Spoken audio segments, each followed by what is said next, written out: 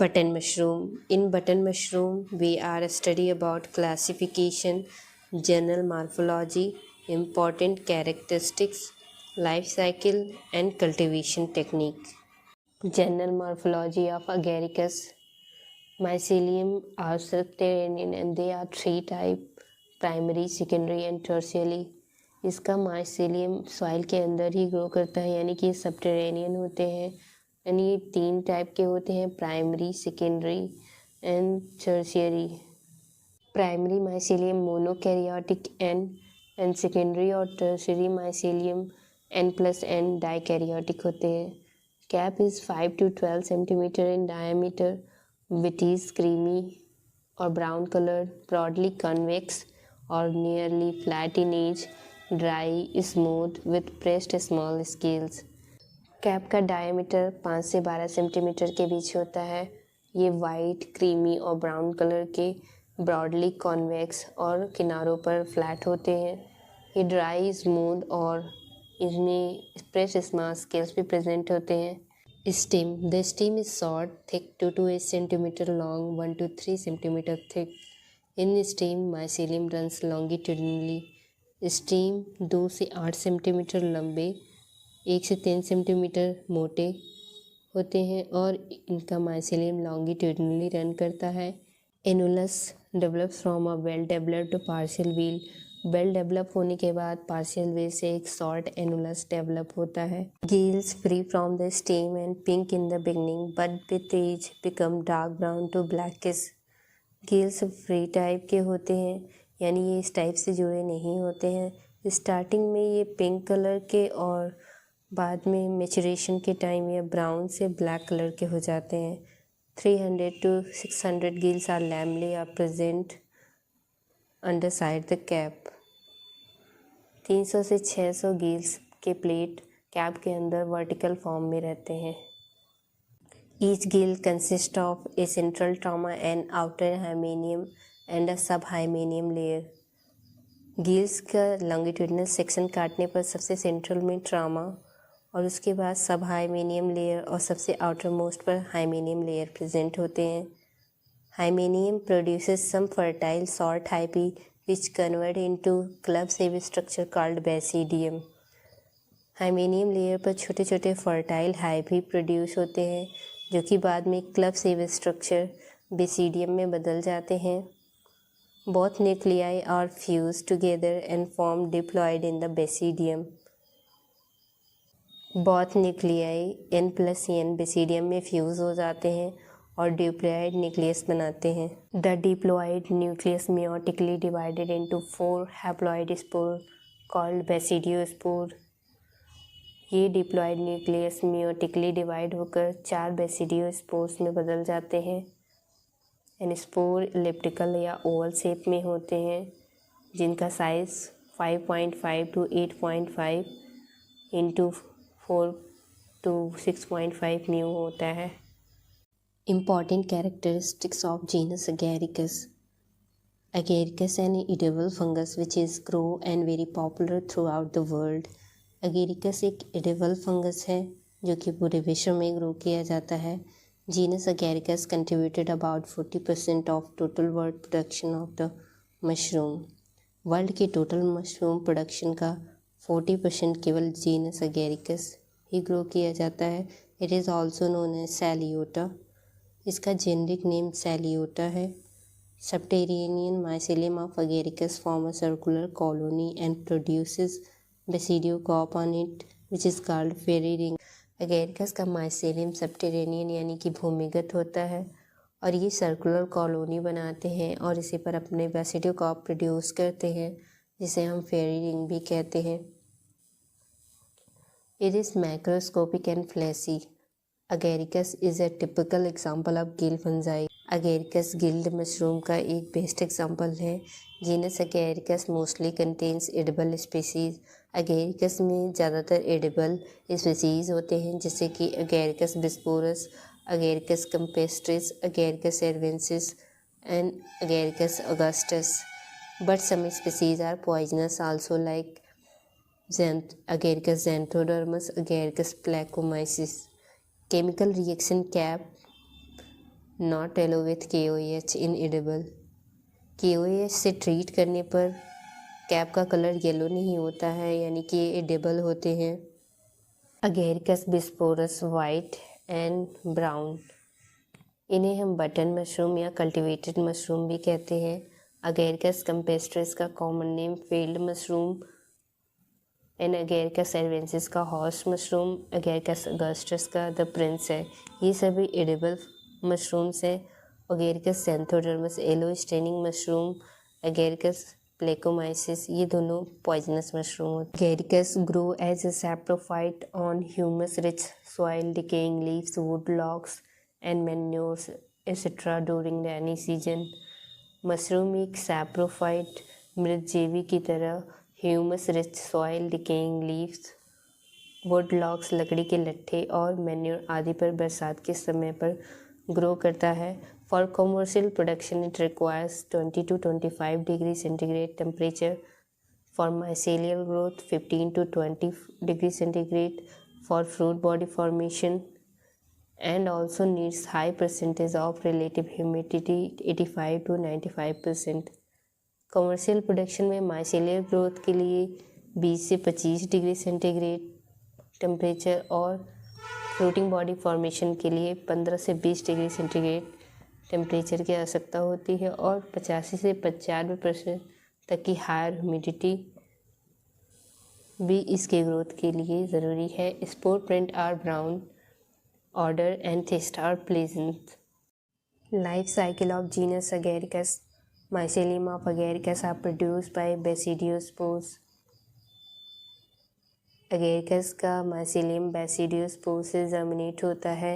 In somatogamy two hyphae from opposite strains of mycelium come in contact, the wall is dissolved and the protoplasm fuse together। Agaricus में sexual reproduction somatogamy के through होता है। इसमें opposite strain के दोनों mycelium के contact में आने पर उनके वॉल डिसॉल्व हो जाते हैं और उनका प्रोटोप्लाज्म फ्यूज़ हो जाता है एक दूसरे से, लेकिन इसमें कैरियोगैमी नहीं होती है। This two nuclei cell are called dikaryon and mycelium are called secondary mycelium.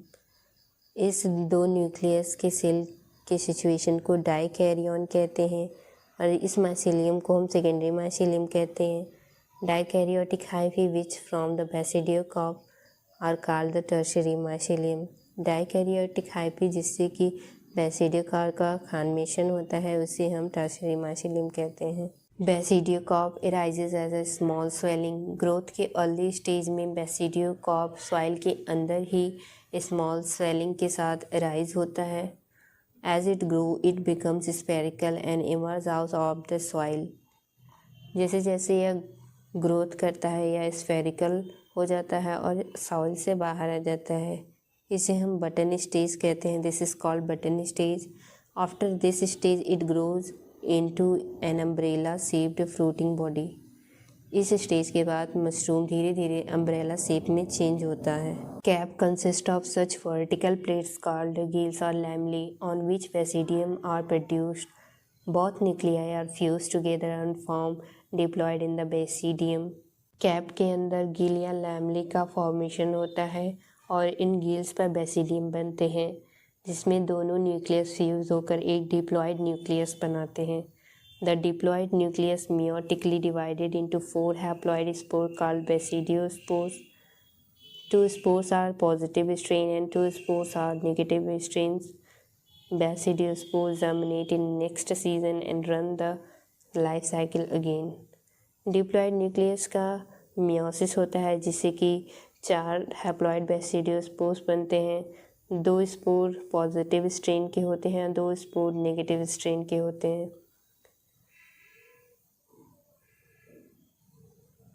Next season में बैसिडियोस्पोर फिर से जर्मिनेट करते हैं और फिर से वही लाइफ साइकिल रन करती है। Figure of life cycle of agaricus. Agaricus की लाइफ साइकिल 2 अपोजिट स्ट्रेन के बैसिडियोस्पोर के जर्मिनेशन से स्टार्ट होती है।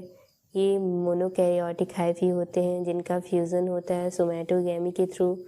सोमैटोगैमी के थ्रू फ्यूज़न के बाद ये डाइकैरियोटिक हाइफी बनाते हैं और डाइकैरियोटिक हाइफी से फ्रूटिंग बॉडी का फॉर्मेशन होता है। फ्रूटिंग बॉडी में गिल्स प्रेजेंट होते हैं जिस पर कि बैसिडियम और बैसिडियोस्पोर प्रोड्यूस होते हैं। ये बैसिडियोस्पोर जर्मिनेट करके अगेन लाइफ साइकिल को दोहराते हैं। Cultivation technique off button mushroom. Cultivation के लिए सबसे पहले कंपोस्ट तैयार करते हैं, इसके बाद इसे हम ट्रेज में फिल करते हैं। इसके बाद स्पॉन रन कंप्लीट होने के बाद यानी कंपोस्ट के माइसीलियम से अच्छे से भर जाने के बाद केसिंग करते हैं। केसिंग के बाद फ्रूटिंग बॉडी बनती है, जिसके बाद हम हार्वेस्टिंग करते हैं। Composting. This mushroom is commonly found growing on soil enriched with cow dung, horse dung और forest litter in temperate climate। यह मशरूम टेम्परेट क्लाइमेट में काउ डंग, हॉर्स डंग और फॉरेस्ट लीटर से रिच सॉइल में grow करता है। Commercially cultivate करने के लिए इसके लिए हम कंपोस्ट तैयार करते हैं, जिसे हम कंपोस्टिंग कहते हैं। Compost can be prepared by 2 methods, long and short of pasteurization method। Filling। The prepared compost is filled in the wooden or concrete trays। Prepared compost को wooden या concrete trays में भरने को ही filling process कहते हैं। Spawning and spawn running। Spawning and spawn running। Spawning करने के लिए डिफरेंट मेथड्स का यूज करते हैं, जैसे कि surface spawning, double layer spawning, through spawning, spot spawning and active spawning. After spawning incubated in a closed room at 25 ± 1 degree centigrade and 90% relative humidity with high concentration of CO2 in the absence of light। Spawning करने के बाद हम incubation करते हैं। Incubation करने के लिए closed room का टेम्परेचर 25 ± 1 डिग्री सेंटीग्रेड और रिलेटिव ह्यूमिडिटी 90%, CO2 का कंसंट्रेशन हाई और लाइट एब्सेंट होना चाहिए। Casing. After 10 to 15 days of incubation, when mycelium of spawn completely fill in the compost, it is covered with 1 to 1.5 inch layer of sterilised wet casing mixture. Incubation के 10 से 15 दिन बाद जब mycelium compost को पूरी तरह ढक ले तब केसिंग करना चाहिए। केसिंग के लिए ट्रे के टॉप पोर्शन को 1 to 1.5 इंच लेयर के स्टरलाइज्ड वेट केसिंग मिक्सचर से ढक देना चाहिए। Casing trigger the fructification and change vegetative phase into reproductive phase. Casing fruiting body के बनने को बढ़ावा देती है, यानी ये वेजिटेटिव फेज़ को रिप्रोडक्टिव फेज़ में लाती है। Harvesting. Timing is the most important factor in button mushroom harvesting. Mushroom should be picked before the veil breaks and the stem elongates. Timing harvesting का इम्पॉर्टेंट फैक्टर है, क्योंकि partial wheel के break हो जाने के बाद की हार्वेस्टिंग अच्छी नहीं मानी जाती, इसलिए व्हील के ब्रेक होने से पहले या स्टेम के ज़्यादा एलोंगेट होने से पहले ही इसे तोड़ लिया जाता है। The standard harvesting technique pull it with a twisting motion, being careful not to disturb adjacent pinhead. इसे ट्विस्ट करते हुए या घुमाते हुए ऊपर की ओर खींचते हैं बिना आसपास के पिनहेड्स को डिस्टर्ब किए, जिससे यह टूटता है और इससे केसिंग सॉइल डिस्टर्ब नहीं होती है।